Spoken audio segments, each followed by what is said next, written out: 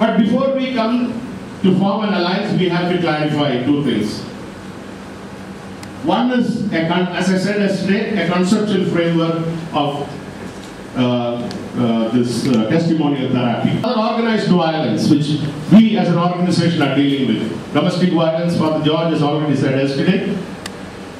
We raided last week an organization called Safe and Serene, which apparently was running a rehab center for mentally challenged children.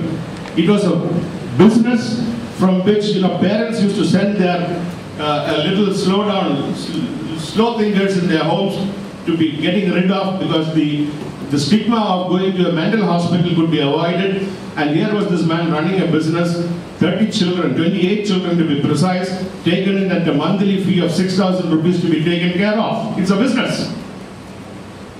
SHRC and Sikram together raided that place and released those 28 children. And they were tortured. I put it under organized violence by a racketeer.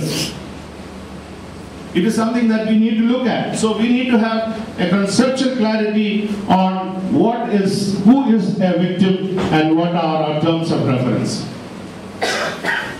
We should also accept the regional and cultural diversities, as I mentioned. Testimonies that emerge out of fact-finding as a process leading to monitoring of torture in different parts of the country. And with a certain extent of expertise in developing these testimonies, largely used today for legal intervention, either before the authorities, before the commissions, or courts of law.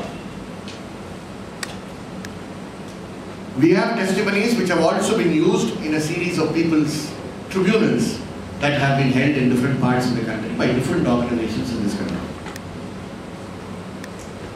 We now have this experiment of testimonials, which are particularly focused also on an area which we did not concentrate, namely healing. This is the background, and the alliance is precisely to take this forward. I think we should not lose track of what we have come here for. Otherwise, the speciality of convening all of us here would be lost.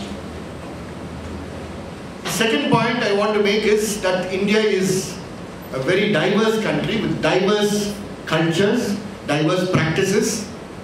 Not only cultural practices, but also practices in terms of struggle.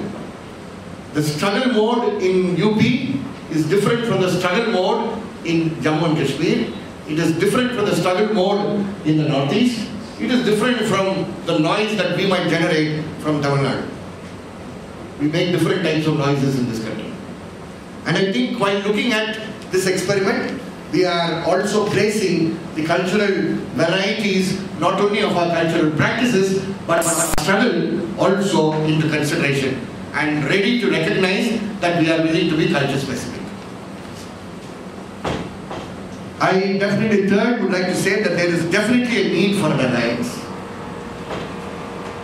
An alliance which will now experiment these testimonies precisely with the same objective in different parts of the country, with the work that is ongoing, with ongoing work, so that people don't need to look at budgets and projects and things like that. We are all engaged in work. In our ongoing work, can this be a new element that we can open ourselves to?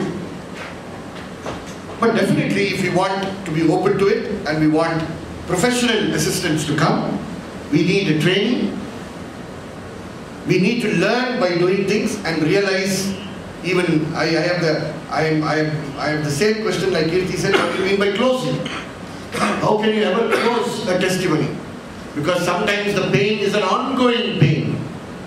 An ongoing pain. Every time the policeman comes to me after I have registered the case and forces me to withdraw, it is a continuing threat to me. It's an ongoing pain. When do I close? So I too have that doubt, but perhaps the word was used in a different context which we are not able to grasp. So we need to learn by doing, and we need scientific evaluation methods to evaluate that there has been a therapeutic impact on the survivor that we are engaging with.